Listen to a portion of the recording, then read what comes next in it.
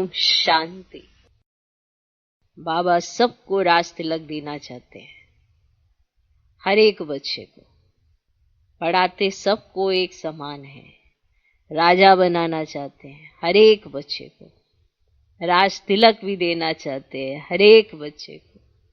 पर जो बच्चा बाबा जो पढ़ाते हैं वो पढ़ता है, जो बाबा कहते हैं वो करता है, जो श्रीमत पर बच्चा चलता है, वही अपने आप को राज तिलक दे सकता है।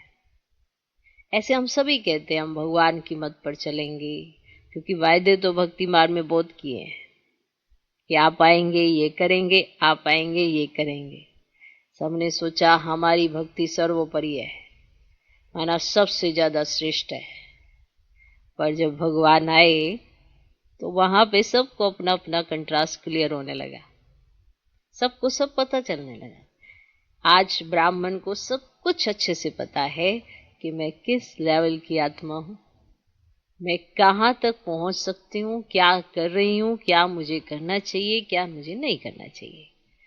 फिर भी माया के वश होकर वही कार्य बार बार करते हैं जिसके लिए मना किया होता है, जिसके लिए श्रीमत मिली होती है। तो श्रीमत को भूल कहीं ना कहीं हम अपना राज तिलक बिगाड़ देते हैं। ये भी समझ आ रही होती कि हम अपना राज तिलक बिगाड़ रहे हैं, फिर कहीं ना कहीं हम डाल देते हैं किसी और पे। हमें समझ नहीं आता कि हम करें तो करें क्या, दूसरे पर डालकर ऐसे बन जाते हैं कि हम करें तो करें क्या, जबकि समझ तो सब आ रहा है। मालूम है कि पढ़ाई पढ़नी है, मालूम है कि लायक बनना है, मालूम है कि श्रीमत पर चलना है, और श्रीमत हमारे भले के लिए है, और हमारा भला किस में है ये भी हमें पता है। हम स्वयं को लायक बनाने की मेहनत करते हैं तो ही राज तिलक मिलता है, ये भी पता है। पर अगर मेहनत ही नहीं करते लायक बनाने की, तो क्या है इसका अर्थ कि मना कहना नहीं मानते। अब कई बार क्या होता है, हम 2-4 दिन श्रीमत का पालन करते हैं और हम समझते हैं कि हम तो लायक बन गए हैं। अब आप सोचो, तीसरे चौथे दिन आप वापस वही गलती करते हो, आप श्रीमत पर चलकर लायक कैसे बने। लायक बनना होता है कि वो आपका संस्कार बन जाए, उसमें आपको किसी को शो करके दिखाने की जरूरत नहीं होती है। जब किसी का संस्कार या स्वभाव बन जाता है, अगर आपको बार बार अपना स्वभाव संस्कार बताना पड़ रहा है अनादि आदि, तो आप समझ जाना कि आप अभी बने नहीं हैं। नहीं, हम शांत स्वरूप हैं और दूसरे वाले को आप कहना पड़ रहा है आपको कि मैं शांत स्वरूप हूं, तो अब आप अपने आप को लायक समझते हैं कि मैं शांत स्वरूप हूं। आपको बात करते दूसरे को बताना पड़ता है, नहीं दीदी, नहीं बहन जी, नहीं भाई जी, अब मेरी नेचर ऐसी नहीं है। अगर आपको ये बताना पड़ता है तो माना आपको लगता है आपका संस्कार बन गया है, और इसी चक्कर में हम बिगड़ते रहते हैं। लायक बनना है माना संस्कार बनाना है, और संस्कार बनाने तक आने के लिए मेहनत करनी है और श्रीमत हर घड़ी याद रखनी है। अगर आपको ही अपने आप को बहुत जोर देकर श्रीमत याद करानी पड़ती है, माना वो संस्कार में नहीं आई है अभी। पढ़ाई अगर आपको जोर देकर पढ़नी पड़ती है तो माना पढ़ाई से प्यार नहीं हुआ अभी। अगर नेचुरल आप पढ़ाई पढ़ते हुए आपको अच्छा अनुभव होता है तो जाके वो संस्कार बनता है, तब आप कहो, और ना ही कोई आपको कहेगा कि आपने नहीं किया। आपका खुद का संस्कार ही बन चुका होता है तो किसी को कहने की भी जरूरत नहीं होती है। तो माना आप लायक हो या नहीं हो, ये कैसे पता पड़ता है, जब हमारा स्वभाव संस्कार अनादि अविनाशी जो है, जो होना चाहिए, वो जब आ जाता है तो हम राज तिलक के लायक बन जाते हैं। कहना नहीं पड़ता अपने आप को कि हाँ मैं हूं।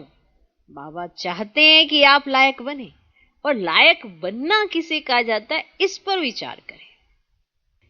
लायक क्या होता है, एक नालायक होता है, एक लायक होता है। तो ना शब्द जिसके साथ लगा रहता है, माना जो हर बात में ना ना ना ना ना करता है, तो कहते हैं कि तुम तो नालायक हो, तुम हमेशा ना ना करते रहते हो। तो लायक हमेशा हाँ जी करेगा, नालायक माना ना की कैटेगरी में जाएगा। तो जो श्रीमत पर हाँ जी करे और जो श्रीमत को अपना संस्कार बना दे वो लायक बनता है, और नालायक ना करता जाता है। तो अब बताओ, राज तिलक लेना है, राजा बनना है, तो हमारी एक्टिविटीज कैसी होनी चाहिए? श्रीमत पर मान, पढ़ाई का शौक होना चाहिए। किसी को हम कहे अरे मुझे तो मौका ही नहीं मिलता पढ़ने का, मुझे बड़ा शौक है, वैसे ऐसा कैसे हो सकता है? आपको शौक हो और आपको मौका ना मिले। आप मौका निकालते नहीं, क्योंकि आप अपने आप को व्यर्थ में इतना बिजी रखे हुए हो कि आपको यही नहीं पता चल रहा कि समर्थ के लिए बहुत ज्यादा समय आपके पास, और व्यर्थ में आपका समय जा रहा है, इसलिए समर्थ के लिए आपको लगता है समय नहीं है। तो लायक बनना है, पढ़ाई पढ़नी है, श्रीमत पर चलना है, तो अपने आप को राज तिलक मिलेगा। क्योंकि भगवान की चाहना है कि सबको मिले, सब पढ़ें, सब लायक बने, इसलिए भगवान एक समान पढ़ाता है। एक समान, सबको एक जैसी पढ़ाई मिल रही है, किसी को आगे पीछे कुछ अलग से नहीं। सबके पास, पूरे विश्व में सबके पास एक ही महावाक्य, एक ही मुरली है, किसी के पास कोई अलग मुरली नहीं। सब एक ही मुरली पढ़ रहे हैं, पर कौन कैसे पढ़ रहा है, इसमें उसके लायक और नालायक में अंतर आ जाता है। कोई इसे साधारण ले लेता है कि हाँ बस सत्संग में आए, सुनी, बस कार्य पूरा हो गया। कोई इसे जीवन बना देता है। तो जो जीवन बना लेता है वही लायक बनता है, और वही अपने आप को राज तिलक देता है।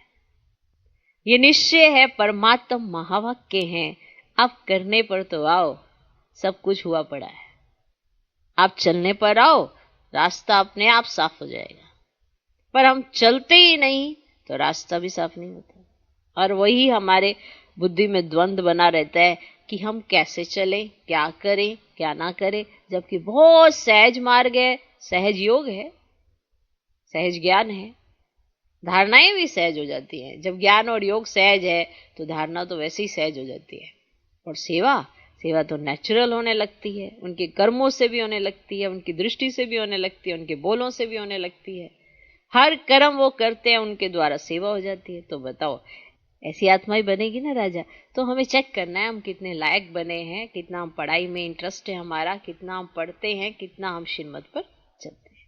भगवान यही कहता है कि आप अपने आप को इस लायक बनाओ, माना मेरा कहा सुनो, और मेरे से सुनो और समझो, और फिर उसे प्रैक्टिकल में करो। पढ़ाई पढ़ो, श्रीमत पर चलो, तो आपको राज तिलक मिल जाएगा। इसकी 100% गारंटी है कि तुम्हें राज तिलक मिल जाएगा। ओम शांति।